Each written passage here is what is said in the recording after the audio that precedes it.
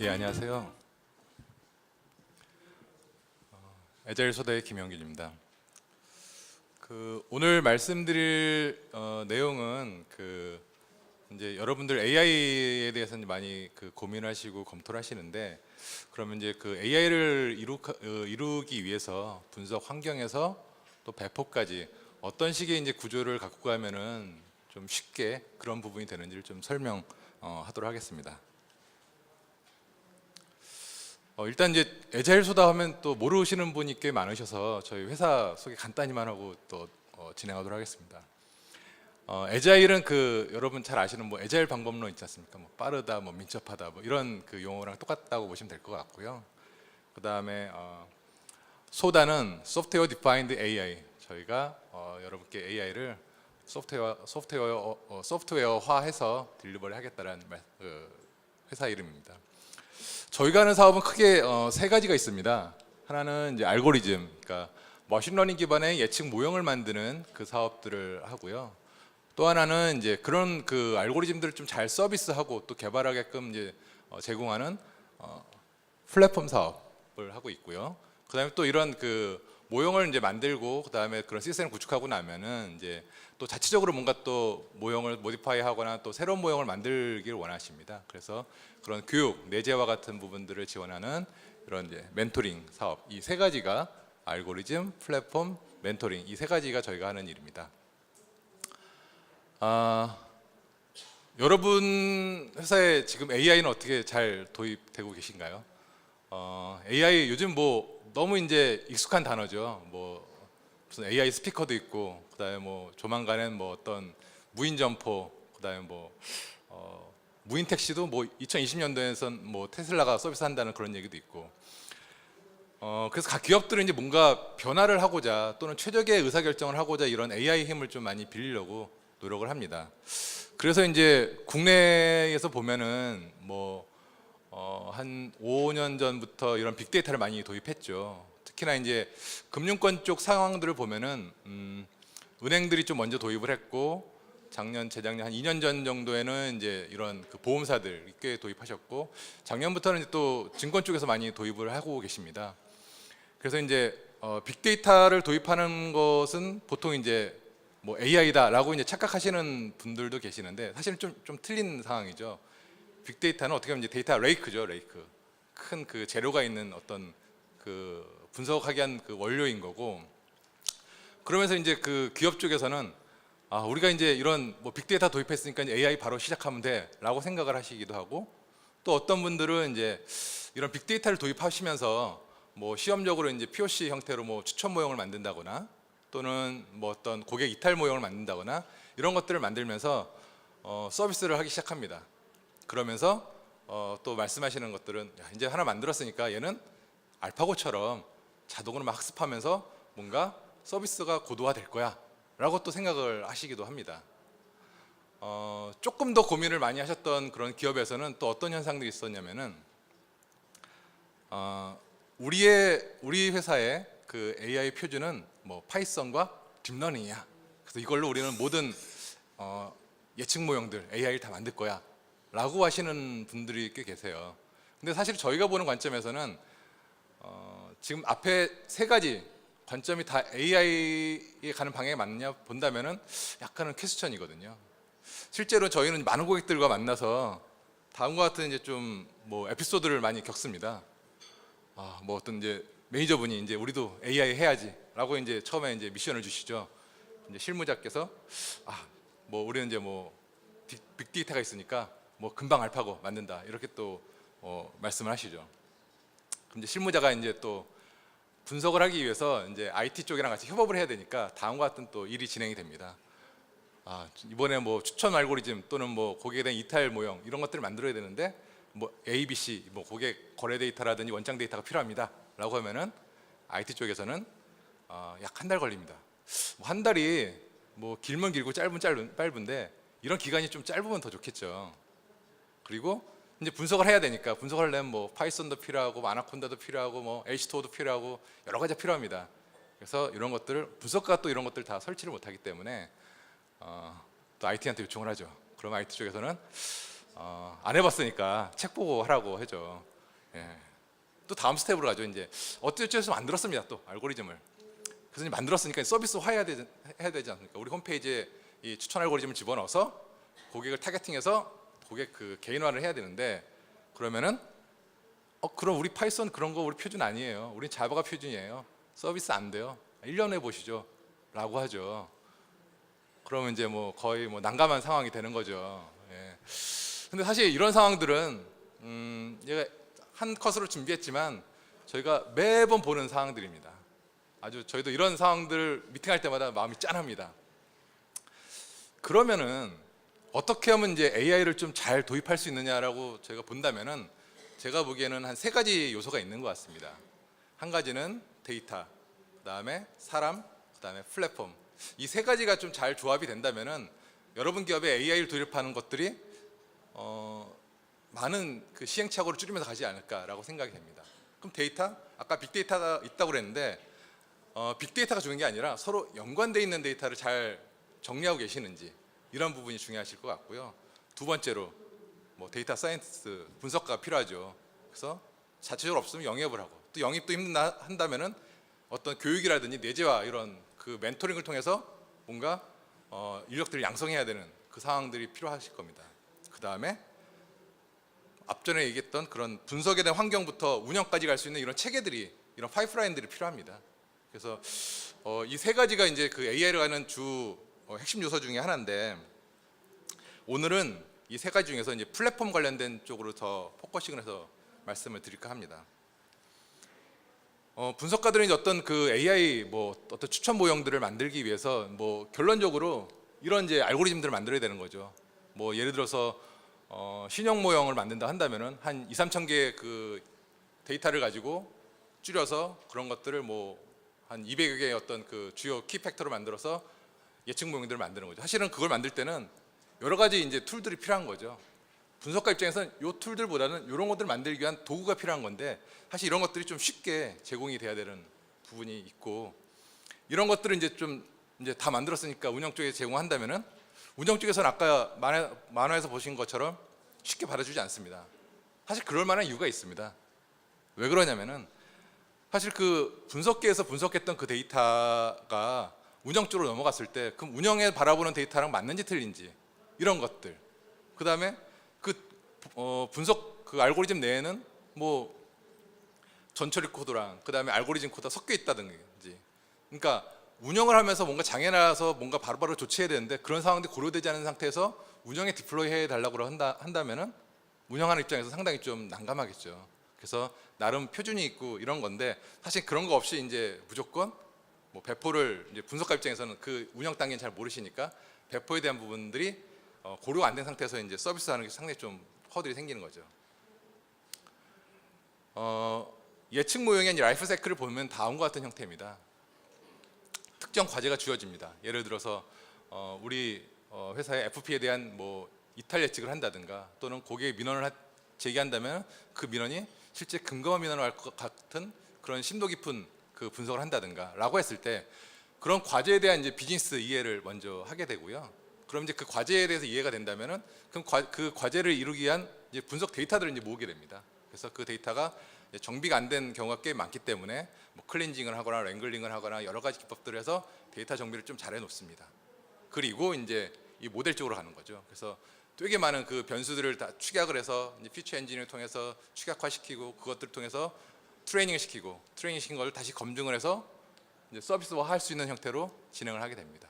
그리고 서비스화가 되면 실제 그게 잘 워킹을 하는지, 내가 구간 설정은 잘 했는지, 이런 것들을 통해서 자꾸 왔다 갔다 거립니다. 근데 이런 것들이 분석가들은 보통 여기를 이제 담당하게 되죠. 그 다음에 운영 쪽은 이쪽을 담당하게 되는데, 이게 한 번에 딱 끝나는 게 아니라 계속 왔다 갔다 주고받습니다. 그런 상황에서 분석 AI를 그 모델을 만들어서 서비스화하는 것들은 단지 분석가의 일만도 아니고 운영가의 일만도 아니죠. 같이 있어야 되는 거죠. 하지만 실제 우리 AI를 도입하지 않은 우리 기업 파이프라인을 본다면은 다음과 같은 형태로 이제 장벽들이 막혀 있는 거죠. 데이터 수집을 하는데도 한 달씩이나 걸린다든가, 또는 뭔가 모델을 만들어서 디플로이 한데도 우리 표준이 안 맞다고 뭔가 다시 설정을 한다든가 이런 상황들이 현재 발생되기 때문에 쉽게 운영해도 못 가는 상황들이 발생이 됩니다. 저희가 그 많은 고객들과 이런 그 AI 도입 사업들을 많이 해봤는데요. 이렇게 한 5가지 정도로 좀 정리가 되는 것 같아요. 물론 이 외에도 되게 많지만 키팩트는 한 이 5가지 정도가 있습니다. 그래서 이 5가지 문제는 뭐냐면은 처음에 도입하는 그 고객이 아니라 나 한 번 해봤어. 근데 얘를 이제 이번에 확대하고 싶어. 또는 이번에 좀 더 본격적으로 더 많은 알고리즘들을 도입할 거야라고 했을 때 이런 문제들을 고객들이 이미 만나셨어요. 그래서 만약에 여러분들도 지금 시작하거나 또는 더 많이 도입하려고 했을 때 도입하려고 하는 고객이라 한다면은 이런 부분을 미리 한번 점검하시고 그 다음 스텝을 또는 분석 프로젝트를 진행하시면 도움이 될 것 같아요. 하나씩 한번 살펴보도록 하겠습니다. 여기는 이제 모카드사인데요. 그 처음에 저희가 그 리스크 모델링 팀에다 예측 모형을 하나 만들어 드렸어요. 모형 만들려면 모형이 한 뭐 3-4개 정도 나오죠. 또 과제에 따라 좀 틀리기도 하지만 이제 이렇게 저희가 머신러닝 기반으로 모형 만들어 드리니까 한 2년 후에는 자체적으로 또 여러 가지 모형을 만드시기 시작했습니다. 그래서 지금 한 5-60개 모형을 운영하는데 그러다 보니까 지금 우리가 지금 수정해야 될 모형이 한 달 전에 우리가 고쳤던 모형인지 아니면 2주 전에 우리가 조금 손봤던 모형인지가 너무 헷갈리는 거예요. 그 모델에 대한 버전 관리들이 하나도 안 돼 있는 상황이죠. 그래서 이제 모형이 많아지니까 관리가 어렵다라는 게 이제 이쪽에서 느꼈던 부분이시고요. 두 번째로 앞전에 말씀드린 것처럼 이쪽 그 AI 쪽에는 여러 가지 오픈 소스들을 많이 씁니다. 그 소스들은 규정화될 수 없습니다. 지금 R에 대한 그 오픈 패키지만 해도 한 12,000개가 넘는 걸로 알고 있습니다. 근데 그런 것들을 우리는 무조건 회사 표준이 파이썬 2점대야라고 정의할 수 없거든요. 어떤 것들은 R로 해야 되고 어떤 것도 파이썬 2점대, 3점대 이런 것들을 해야 되는데 이런 것들에 대한 버전 관리가 용이하지 않은 거죠. 기존에 돌고 있던 것들에 대한 일단 어떤 그 충돌 같은 것들이 발생되는 것들이 난항이었었어요. 여기는 뭐 멤버십의 어떤 IT 팀장님 말씀하셨던 거고 여기는 어떤 생명사 쪽의 팀장님이셨는데 또 여러 가지 분석 프로젝트를 하다 보니까 또 신기술도 많이 쓰지 않습니까? 그러면은 그런 것들을 또 내재화해서 다음 후임들이 하게 된다면은 그런 것들을 서로 좀 공유시켜서 그 다음번에 할 때는 좀 더 레벨업이 될 수 있는 그런 그 체계가 되면 좋은데 그냥 나 혼자 분석하고 모형 갖고 있고 또 그런 것들 산출물을 내도 산출물은 정확하지도 않고 이런 것들이 좀 난항이어서 내재화가 좀 잘 안 되는 공유가 잘 안 되는 이런 것들이 좀 허들이었어요. 그다음에 여기는 이제 제조사인데요. 그 철강 쪽 제조사인데 이쪽은 IoT 데이터가 엄청나게 많습니다.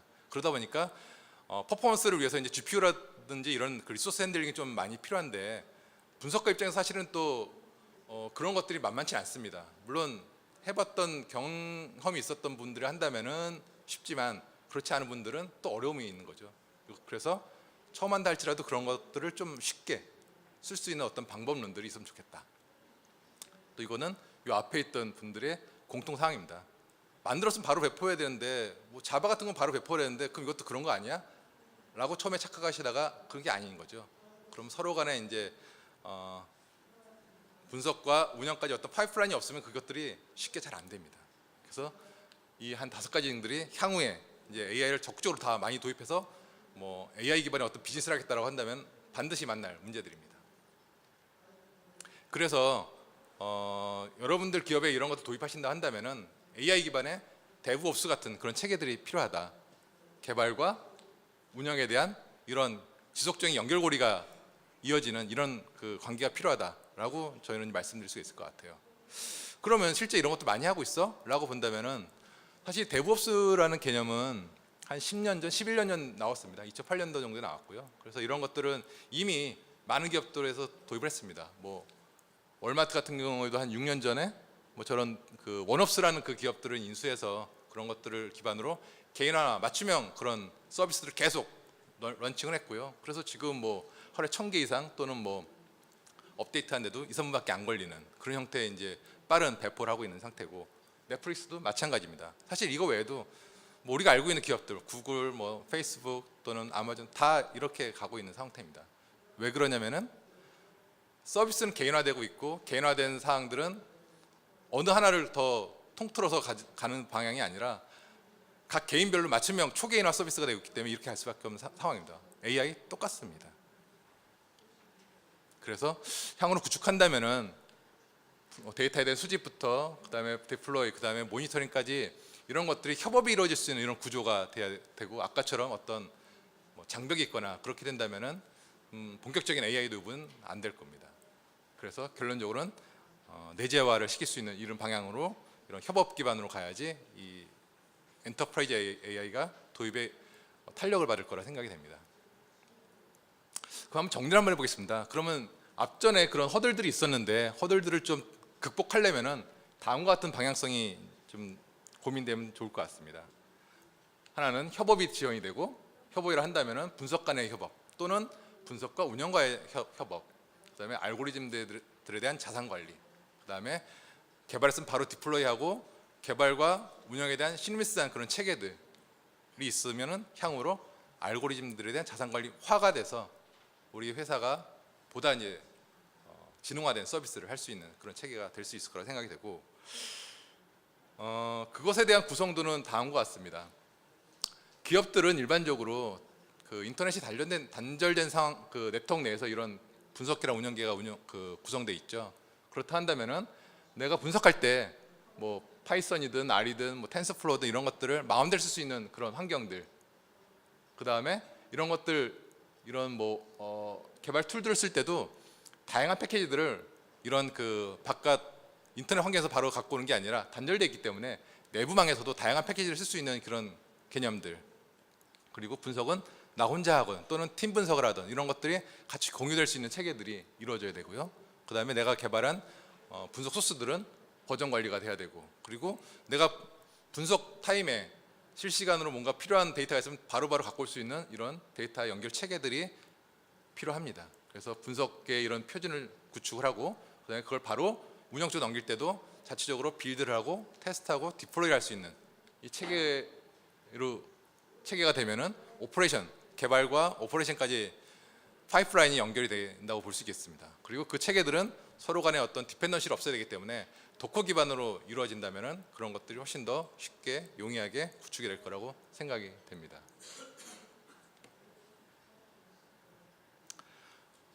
저희 스파클링 소다는 지금 그 AI에 대한 데브옵스 체계를 좀 그 기반으로 만들어졌습니다. 그래서 그 분석이 뭐 추천이든 또는 VOC 어떤 민원 예측이든 간에 어떤 주제든 간에 해당하는 분석 도커 이미지들을 로딩을 시켜서 바로 그 안에서 분석을 하고, 그 분석된 그 부분 소스들은 버전 관리를 하면서 바로 디플로이 할 수 있는 이 체계들로 지원해 드리고 있습니다. 스파클링 소다는 크게 한 4가지 스텝으로 되어 있습니다. 처음에 이제 어떤 프로젝트를 할 때 과제를 생성을 해야 되니까 프로젝트 생성을 하고, 그 다음에 분석해야 될 데이터를 갖고 오는 부분, 그 다음에 모델을 만들고 디플로이 하는 부분, 이 4가지 형태로 나눠져 있습니다. 하나하나 좀 살펴본다면은 그 프로젝트 생성을 할 때는 뭐 나 혼자 분석할 건지 누구랑 같이 할 건지에 대한 선택하는 부분, 그 다음에 이번 분석은 뭐 이미지 분석인지 정형 데이터 분석인지에 따라 리소스를 쓰는 부분이 틀립니다. 뭐 원코어에 200메가를 줄 거야, 뭐 몇 기가를 줄 거야, 이런 것들에 대한 선택하는 부분, 그 다음에 어떤 환경을 쓸 건가 이런 선택하는 부분, 그다음에 데이터도 하드비든 뭐 특정 RDB든 갖고 오는 부분, 그다음에 개발은 일반적으로 RStudi오라든지 주피터 같은 많이 쓰시는 그런 개발 툴을 그냥 연결해서 쓰시면 됩니다. 단지 다 쓰시고 다 개발된 모델 객체들은 저희가 제공하는 확장 API를 통해서 버전 관리를 하게 됩니다. 그리고 디플로이를 할 때 각 모델에 대한 라이프 사이클과 바로 운영계 배포까지를 제공해 드리고 있죠. 전반적인 그 오케스트레이션은 쿠버네티즈로 하고 있고요. 그런 것들을 통해서 어드민 노드에서 리소스를 관리하고 이제 배포할 때는 컨테이너랑 모델을 같이 배포하는 형태가 됩니다. 뭐 이렇게 설명하면 좀 약간 그 이해가 좀 덜 되실 것 같아서 데모를 좀 준비해봤습니다. 예, 지금 보여드릴 데모는 이제 뭐냐면은 프로젝트를 하나 생성을 해서 디플로이하는 것까지 하는 건데, 여기서 이제 어떤 소스에 대한 모형 소스에 대한 부분까지 설명이 좀 그러니까 기존에 있는 그 독일에 대한 신용카드 리스크 모델에 대한 있는 개발된 소스를 그대로 불러와서 디플로이하는 것까지 간단하게 한번 보여드리도록 하겠습니다. 처음에 로그인하게 되면은 이제 저희 포탈이 나오고요. 뭐 안에서 R 스튜디오라든지 주피터 같은 것들을 쓸 수 있게끔 그렇게 되고, 이제 프로젝트를 생성을 합니다. 그럼 프로젝트에 대한 이름을 정의하고, 그다음에 이제 뭐 각 스타일을 이제 정의하게 됩니다. 예. 그리고 여기서 이제 나 혼자 할 건지 누구나 같이 할 건지에 대한 사용자 권한 설정하는 부분이랑, 그다음에 이제 리소스 주는 부분입니다. 아이고, 죄송합니다.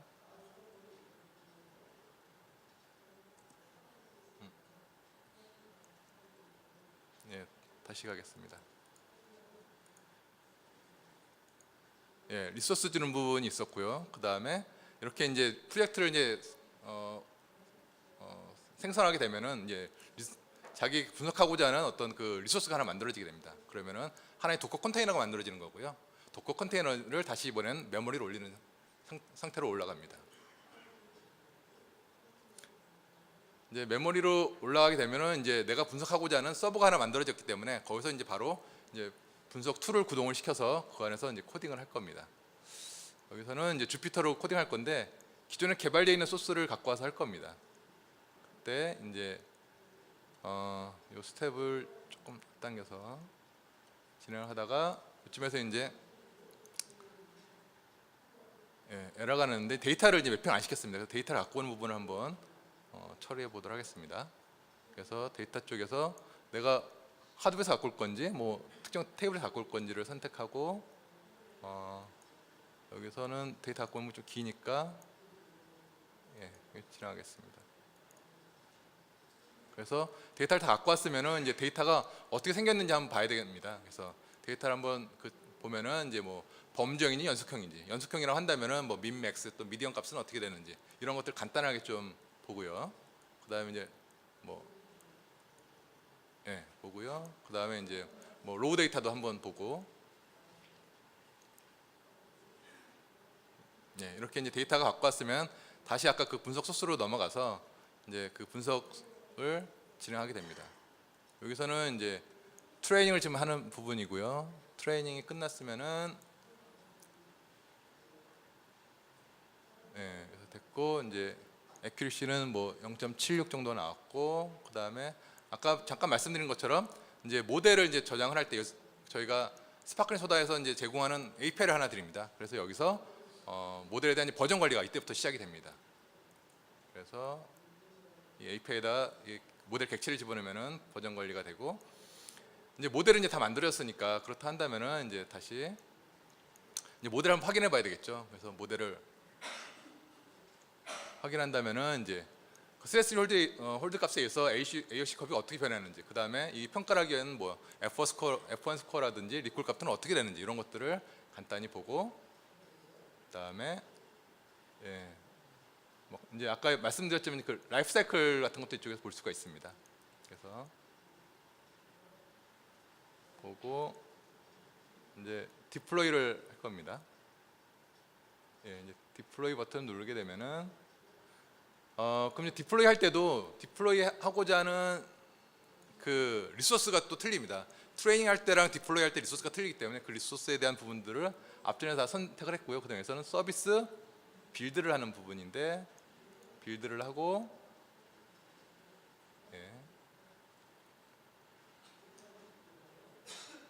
서비스 빌드를 완료하게 되면은 이제 하고 디플로이 하게 되죠. 그러게 되면은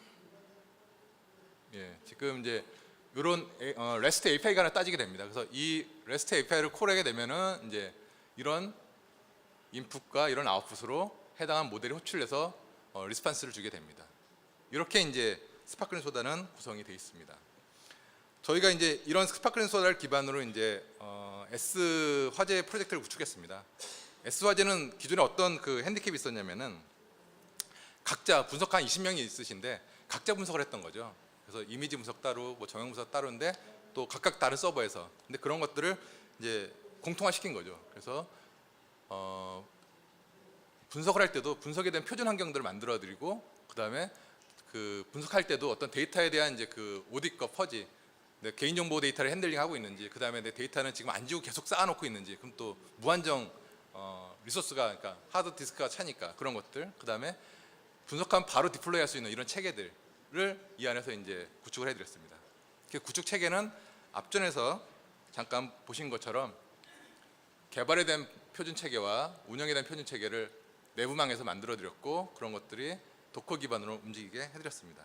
조금 더 상세하게 설명을 해드린다면은 조금 더 복잡할 수가 있는데, 어떤 프로젝트가 만들어지게 되면은 아까처럼 프로젝트 하나 개설하게 되고 해당하는 컨테이너 하나 할당받습니다. 그 다음에 저희 스파클링 소다가 제공하는 어떤 레파지토리에서 프로젝트에 대한 검색과 모델에 대한 이런 검색들을 할 수가 있고, 디플로이를 할 때는 모델 오브젝트와 그 다음에 서비스 오브젝트를 저희 레포 서버에다 넣었다가 다시 쉘로 그 운영 기초로 반영하는 형태로, 이런 형태로 그 구성이 되어 있습니다.